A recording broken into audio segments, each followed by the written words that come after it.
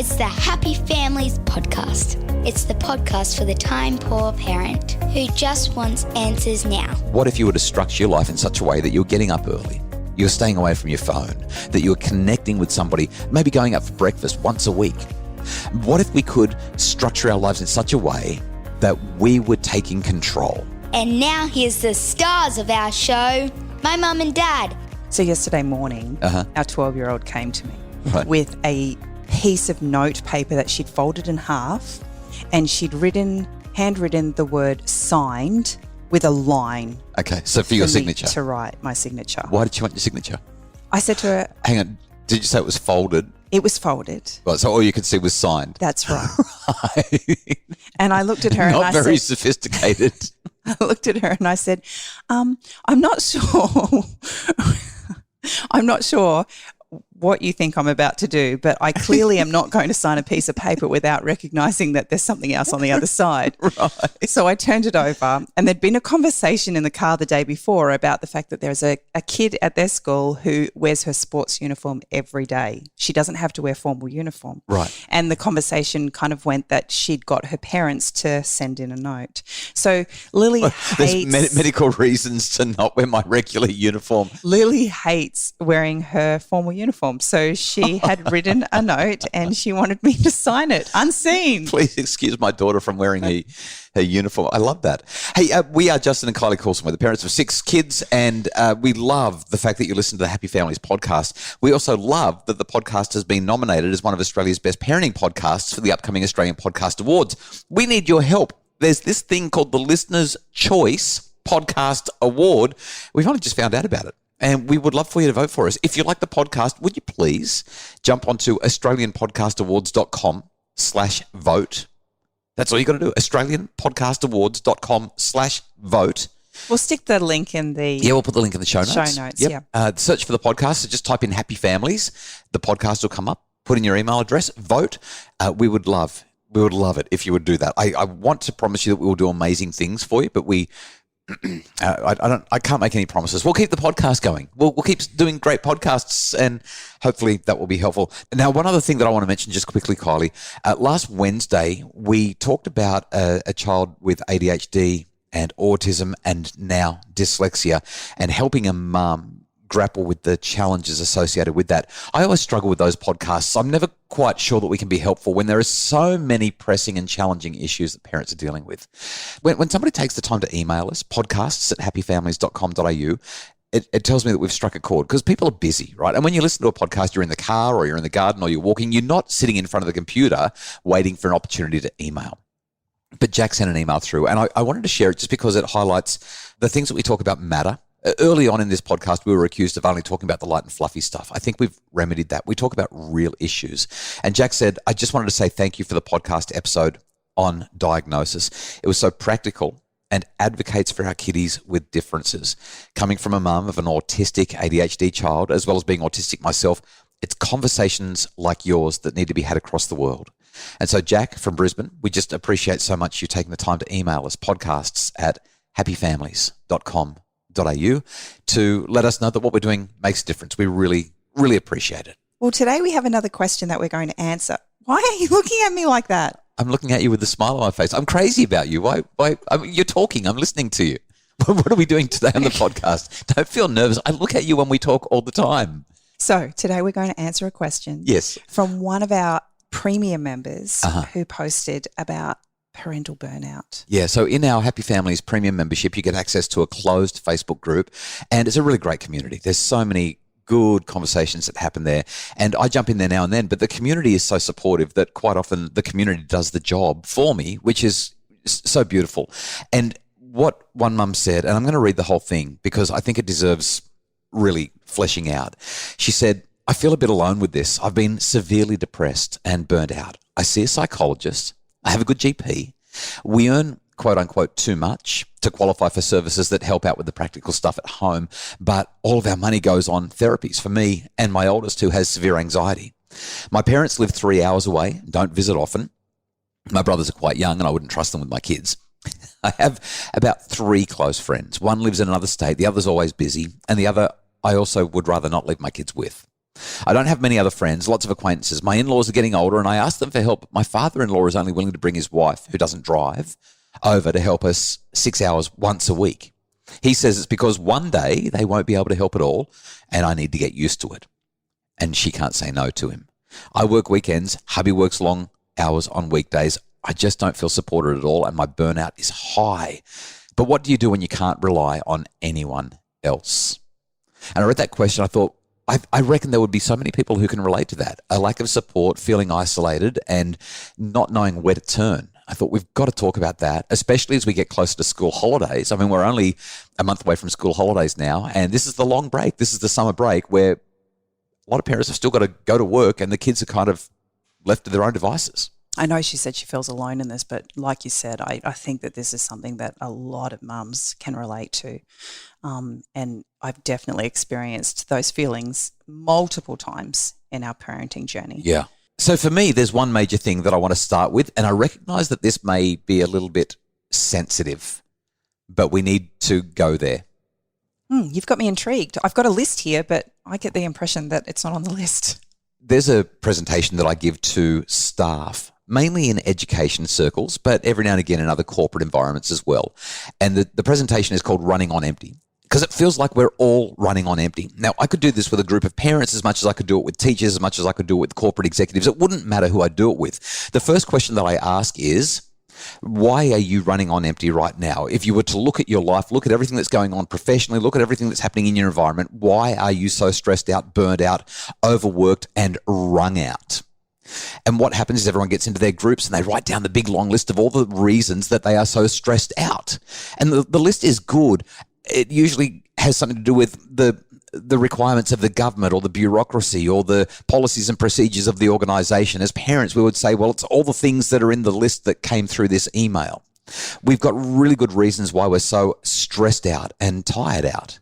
And I'll then look at the list and one by one, I'll say, how many of these things do you have control over? And usually, whether they're educators or corporate executives or whoever it is, they'll say, yeah, not very much at all. Most of these things are enforced upon us. And that's actually what burnout is. It's when you don't feel like you've got a sense of control. You feel like you have no agency. That's where burnout comes from. So I know when I'm in that really dark, hard place, there's this sense that I can't give away my children. Like my children seem to be the burden that I'm wearing because they are the ones that add to my workload. Right. I can't get rid of them. Right. There isn't anything I can do to make the situation better. Precisely. And that's pretty much, no matter what the environment is, that's pretty much where we get to. I can't do anything. I'm stuck. That's why I'm burnt out. So everyone's in agreement. Then I switch the conversation completely. I say, let's go down a totally different road for a moment. What makes life most worth living? And people put together these just beautiful lists. It's all about connection. It's about time in nature. It's exercise. It's good food and having a holiday now and then or time away. And it's meaning and purpose and activity. Sometimes people will even say it's doing things that are hard. And we get this list. Often there'll be 20 or 30 things on the board. It's a magical list. You look at that list and think, wow, that is a life worth living. That is a life well lived. And then I'll ask the same question that I asked with the previous list. How much control do you have over the extent to which these things are in your life? And everyone says, total control. I control my relationships. I control whether I go for a walk or whether I sit in front of the television. And then I'll ask the question, so how many of you are doing these things? And the answer consistently is no. When I get home, I do the chores. I do all the stuff that has to be done. And fair enough, the household has to run. But then when I am done with that, I get into bed, I'm exhausted. And then I scroll or I watch Netflix. I scroll my phone or I watch Netflix. And it's at that point, and I'll say, and how long do you do that? Oh, 10 o'clock, 11 o'clock, 12 o'clock. And then what time do you get up? And how do you feel when you get up? Burnt out, over it, out of control. The conversation then goes to, what if you were to structure your life in such a way that you're getting up early, you're staying away from your phone, that you're connecting with somebody, maybe going out for breakfast once a week? That creates a sense of time, not time scarcity, but time abundance. What if we could structure our lives in such a way that we were taking control? Now, there are always going to be priorities and urgencies and things that we can't deal with. But when I read a letter like this, and I think to myself, what if we could just control one thing each morning a little better? What time I get up, or one thing a little better at night, what time I go to bed, or a little less screen time. half an hour before bed, half an hour after I wake up? What if I did the things that mattered most to me? Might I feel like time was a little bit more abundant if I did those things? It may, again, for somebody who's got depression, who's in the thick of it right now, it may sound like I'm coming from this privileged position where I don't understand. But as a couple with 6 children and 2 businesses, and having been through the absolute ringer over the last 20 years as I've done studies and built businesses and all that kind of thing, that's what we had to do. And it wasn't until we learnt those lessons that it felt like, okay, this is manageable, this is achievable. I think they're the things that I'd really like to emphasize.